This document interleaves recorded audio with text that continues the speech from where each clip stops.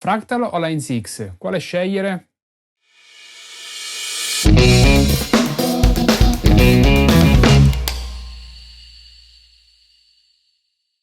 Ciao, sono Salvo di Piazza e se sei nuovo di qui iscriviti al canale. In questi giorni ho avuto la possibilità di fare un confronto molto interessante tra Fractal e Line 6 e in modo particolare tra l'FM3 della Fractal appunto e Helix e mi sono voluto concentrare in modo particolare sul LAMP modeling, ovvero sulla capacità di modellare, di replicare un ampli reale da parte delle due macchine e ho ottenuto dei risultati molto interessanti che voglio mostrarti. Inizierò in questo video spiegandoti il metodo e il setup che ho utilizzato per fare questo confronto, poi faremo un piccolo blind test e successivamente faremo una serie di ascolti con l'utilizzo di grafiche per arrivare poi alle conclusioni e alle considerazioni finali. Per questo tipo di confronti ritengo indispensabile l'utilizzo di un ampli reale di riferimento.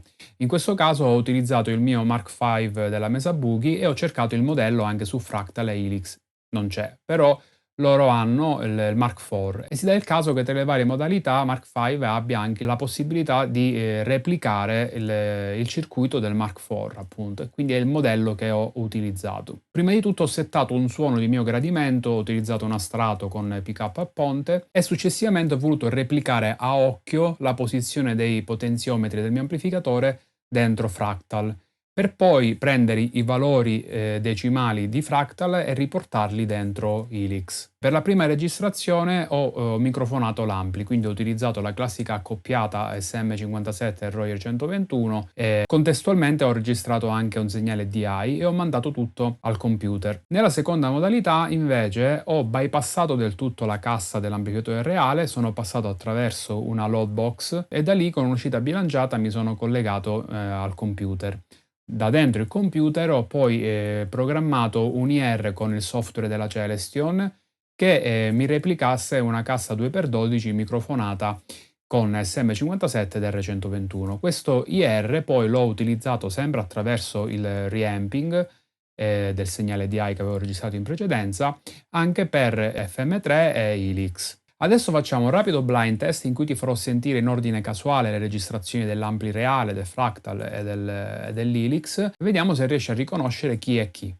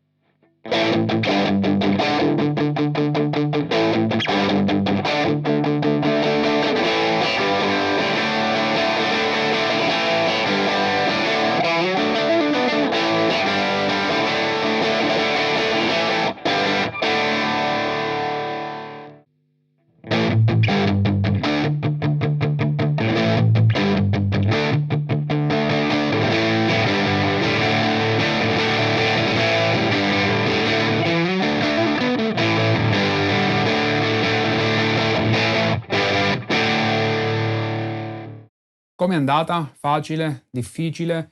È vero che nel complesso i suoni si somigliano, comunque presentano delle differenze e secondo me non è tanto facile riconoscere l'ampli vero dal modeler, perché comunque sono tutti e tre dei suoni probabili che io posso ottenere magari con settaggi diversi dall'ampli reale in questo caso o anche da uno o dall'altro modeler. Dopo aver utilizzato le orecchie cercando di individuare a quale dispositivo corrispondesse una certa registrazione, procediamo con degli ascolti e l'utilizzo di grafiche che ci mettono a confronto la risposta in frequenze dei vari dispositivi in combinazione tra loro.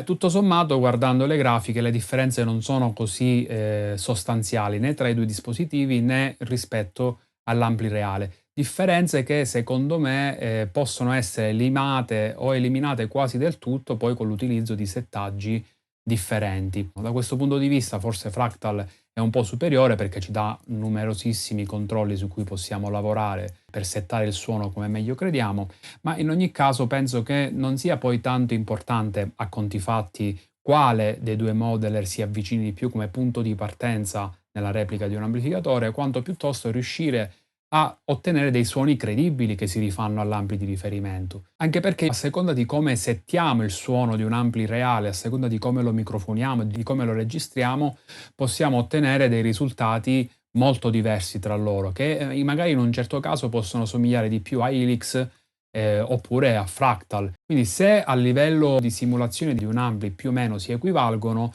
a livello di feel mi sento di dare un piccolo punto in più a Fractal perché provandolo ho avuto l'impressione che sulle frequenze basse fosse un po' più a fuoco. Però anche qui differenze non abissali, appunto poi bisogna valutare l'uso che si deve fare di questi dispositivi e valutare anche altri elementi, anche perché dal vivo, in certi contesti, in certe situazioni, poi queste piccole differenze di qualità sonora, di feel, vanno a perdersi. Quindi in ultima analisi credo che gli elementi su cui dovrebbe basarsi la nostra scelta in favore di un modeler o un altro debbano essere altri. Per esempio questi elementi possono essere il form factor, l'interfaccia e tanti altri che magari discuteremo in un altro video. Bene, per questo video è tutto. Fammi sapere cosa ne pensi nei commenti qui sotto e se non l'hai ancora fatto lascia un like e iscriviti al canale. Ci vediamo al prossimo video.